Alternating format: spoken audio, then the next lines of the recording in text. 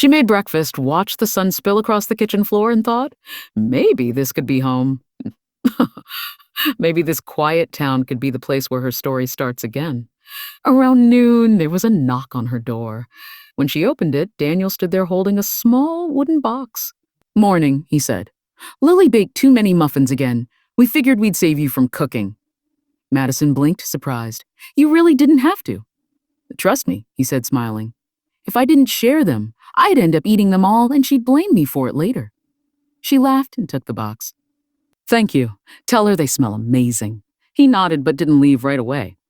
"If you need anything, tools, paint, help with the yard, just knock. We're around most days." "I appreciate that," she said. "I'll try not to bother you too soon." "Bothering us would mean you're part of the neighborhood," he replied lightly. Then he walked back across the yard, and Madison stood there longer than she meant to, watching him go.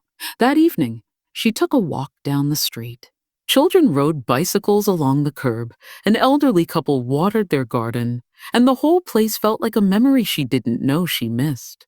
She stopped at the edge of the small park, where the maple trees formed a golden arch overhead. A group of neighbors were setting up tables for a weekend event. Crafts, a bake sale.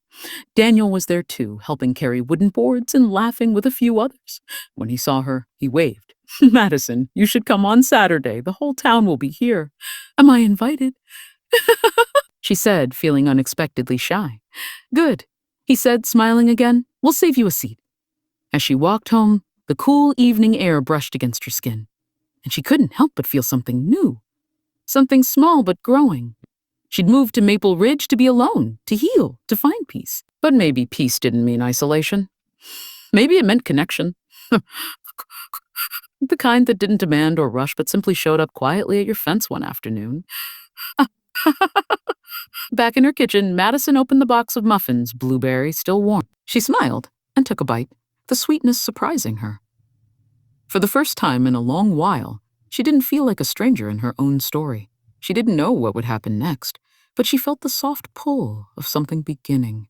And though she couldn't explain why, she knew her new neighbors weren't just friendly. They were about to change everything. The days in Maple Ridge began to fall into rhythm. Morning sunlight through the curtains, the hum of birds outside, the faint sound of Daniel's hammer from next door. Madison found comfort in that steadiness. Her old life had been all noise, deadlines, crowded subways, words she never said. Here, things slowed down just enough for her to breathe again. Every few days, Lily would stop by with something from her kitchen, fresh bread, cookies, or vegetables from their garden. She had an energy that filled the room, always talking about her art classes, her students, or the next town event. Madison liked her instantly. There was something easy about Lily, the kind of friend who didn't make silence awkward. One Friday afternoon, while Madison was trimming the overgrown bushes in her front yard, she heard Daniel's voice behind her.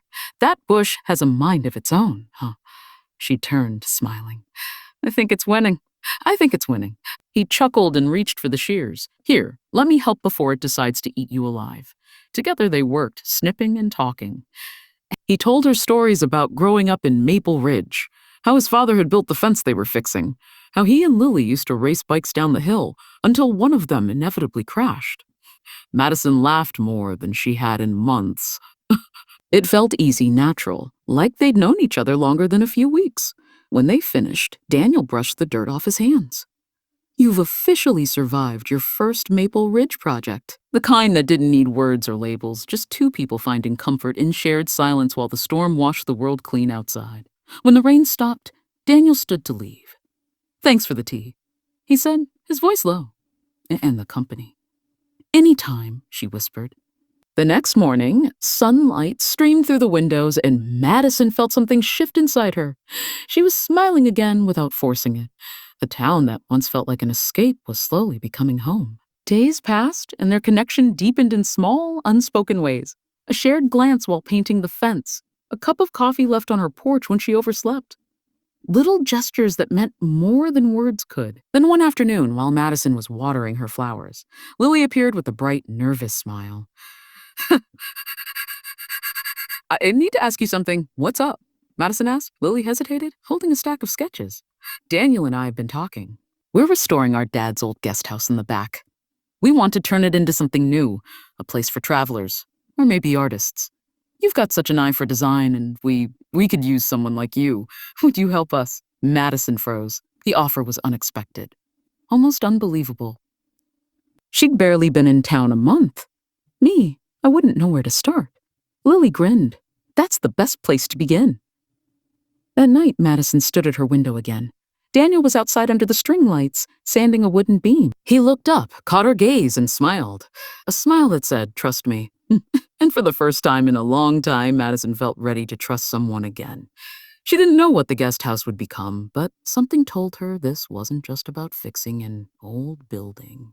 It was about building something entirely new, something that just might change all of their lives. The next morning, the air in Maple Ridge felt lighter, full of that early autumn calm before the leaves began to fall.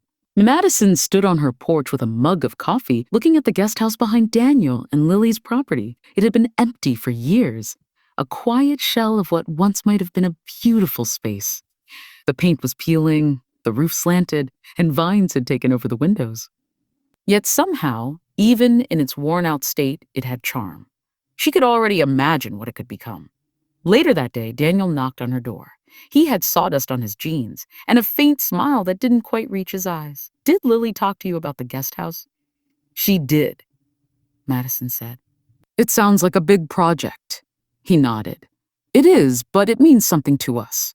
Our dad started building it when Mom was still alive. He wanted it to be a place where people could stay, artists, travelers, anyone needing rest.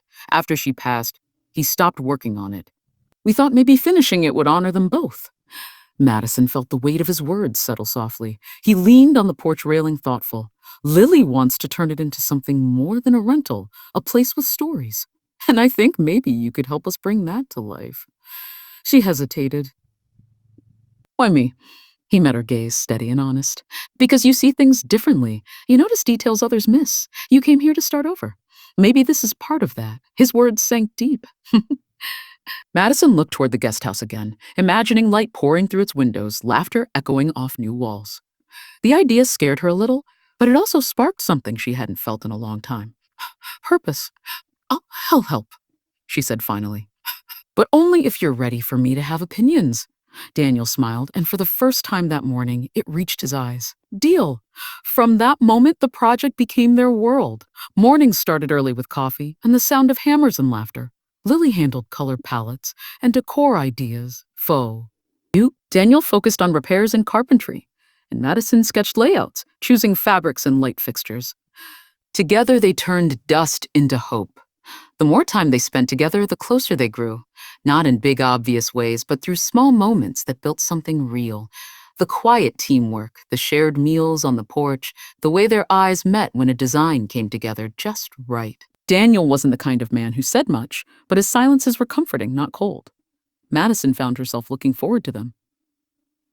One afternoon, while painting the guest house walls, Madison caught Daniel watching her. She turned, cheeks warming. "What?" "Nothing," he said with a faint grin. "You just look happy." She smiled back. "I am. It feels good to build something again." "Yeah," he said quietly. "It does." Days blended into weeks. The guest house began to transform. Fresh paint brightened the walls. Sunlight poured through clean windows, and the air smelled of new wood and lavender. The space started to carry warmth again, a reflection of their shared energy. One Saturday, as they worked late into the evening, Lily excused herself to visit a friend in town, leaving Daniel and Madison alone. The air was cool, the sky painted in shades of pink and gray. Daniel stood by the porch railing, gazing out at the field. "You ever feel like some places hold memories?" he asked softly. "All the time," Madison replied. "This house feels like it remembers people. It's almost comforting." He nodded. "I think it remembers my parents. My dad built this place with his hands, and when he died, I promised I'd finish it. But I couldn't. Not until now." Madison looked at him. "You're keeping your promise." He turned to her, eyes full of quiet emotion. "Maybe, but I couldn't have done it alone." The words lingered between them, soft and unspoken. Madison felt something shift inside. The connection they'd built wasn't just about the project anymore. It was about healing. Two people who had been broken in different ways, slowly helping each other feel whole again. A light breeze swept through, carrying the scent of pine. For a moment, they stood in silence, the world around them hushed. Madison's heart beat faster, not out of nervousness, but recognition. This, whatever it was, felt real. Just then, Lily returned, her voice breaking the moment. "I have news," she said, walking up the steps with her usual energy. The town fair committee saw the progress on the guest house. They want to feature it during the fall showcase next month. "That's incredible," Madison said. Daniel smiled, though his expression was thoughtful. "That gives us only 4 weeks to finish." "Then we'd better get to work," Madison said, grinning. The next days passed in a blur. They sanded, painted, and decorated from sunrise to sunset. Madison worked on small details, curtains, furniture placement, soft lights that made the place glow at dusk. Daniel built shelves and repaired the old porch swing his father had made years ago. Every nail, every brushstroke carried meaning. Sometimes they'd take breaks sitting outside with lemonade and talking about everything from music to childhood dreams. Daniel told her about his years away from Maple Ridge, about how the city never felt like home, no matter how hard he tried. Madison shared stories about her old job, the long nights, the feeling of being invisible. He listened without judgment, and that simple act made her feel seen in a way she hadn't in years. One night after everyone left, Madison stayed behind to finish a few details. Daniel appeared in the doorway holding 2 mugs of coffee. "If you work too hard," he said, handing one to her. "Coming from you," she teased. He smiled, taking a sip. "Touché." They sat together on the porch steps, the newly restored guest house glowing softly behind them. The stars were bright, and the air was crisp. Daniel leaned back, looking up. "You know, I wasn't sure I'd ever finish this place. But now it feels right." Madison looked at him, her voice quiet. "Maybe it's because you're not doing it for the past anymore. You're building for what comes next." He turned to her, eyes searching hers. "And what if I don't know what comes next? Then maybe you just keep building," she said, her smile. She had expected friendship, maybe companionship in the project. But hearing the weight in his words made something flutter in her heart. "I feel the same," she whispered. "I didn't expect to care so much about this place. About all of this." He reached out, lightly brushing her hand. The touch was brief, careful, but it sent warmth through her. Neither spoke immediately. The silence wasn't awkward. It was full, heavy with understanding. For the next few days, the guest house became the centerpiece of their small town. Neighbors dropped by, curious about the transformation. Children pressed their noses against the windows, fascinated by the colors and decorations. Friends from Lily's art class offered to help with small touches. Madison noticed how proud Daniel looked, shoulders relaxed, eyes shining in quiet satisfaction. And every time he glanced at her, there was something tender, almost protective, in his expression. One evening, after a long day of final touches, they decided to sit on the porch and watch the sunset. The air was cool, carrying the scent of fallen leaves and freshly turned earth.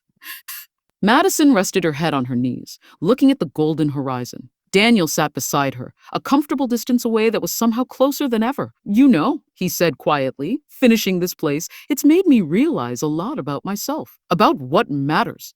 Madison looked at him, curious. "Like what?" He smiled faintly. "That it's not just about holding on to the past. It's about letting yourself feel again. About trusting that the right people can come into your life when you least expect it." Her heart skipped a beat. "I think I understand that now," she said softly. The night of the town fair arrived. The guest house looked magical under strings of lights, the colors and decorations glowing in the soft evening air.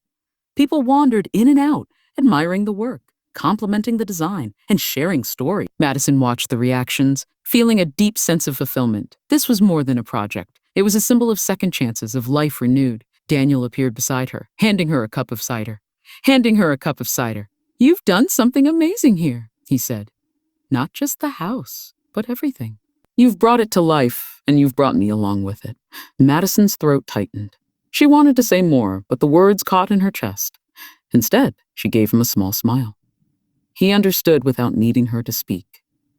Later, as the fair wound down and the crowd thinned, the 3 of them, Madison, Daniel, and Lily, sat on the porch swing sharing cookies and laughing quietly. The night was still, the stars shining above them. Madison felt the weight of the past lifting, replaced by something warmer, steadier. Daniel leaned back, looking at her. "You know," he said, his voice low, "I didn't just want someone to help with the guest house. I wanted someone who would see it the way I do, who could see the heart of this place. And maybe the heart in me too. Madison's eyes met his. She felt a rush of emotion she hadn't experienced in years, hope, longing, and a quiet certainty. I think I found that, she whispered. For the first time in a long while, neither of them felt afraid.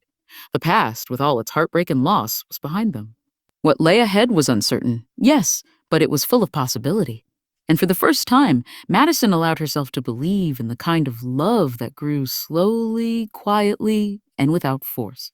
Days turned into weeks. The guest house became a small haven in the town, a place where people could rest, create, and feel welcomed. And through it all, Madison and Daniel's connection deepened, not in dramatic gestures, but in the small, everyday moments. Laughing over spilled paint, sharing meals, walking the yard in the early morning light, their hearts recognized each other's presence, steady and unwavering. One crisp evening, as the sun set behind the hills, Daniel and Madison stood on the porch, watching the sky turn shades of pink and gold. He reached out lightly, taking her hand in his. She didn't pull away. Instead, she let him hold it, letting the warmth flow between them. You've changed everything, he said softly. Not just this place, but me, and maybe even my future. Madison looked at him, eyes glistening. You've changed me too, she whispered. I never thought I'd find a place, or a person, where I could start again. Daniel leaned closer, brushing a stray strand of hair from her face. Then let's start together, he said. The wind rustled the maple trees, carrying the scent of autumn leaves and promise. Madison smiled, her heart full. For the first time in years, she felt whole, seen, and loved. Not in a rush, not in a storm, but quietly, steadily, and beautifully. The guest house glowed behind them, a symbol of renewal, healing, and the kind of love that arrived when you least expected it. Madison realized that sometimes life offers the best gifts, not when you ask, but when you're ready to open your heart. And this time, she was ready. As the stars filled the sky above Maple Ridge, she stood beside Daniel, hand in hand, feeling the gentle pull of a new beginning. The past had shaped them, the present had healed them, and the future, well, that was something they would build together, one quiet, meaningful moment at a time. And in that still golden night, Madison understood.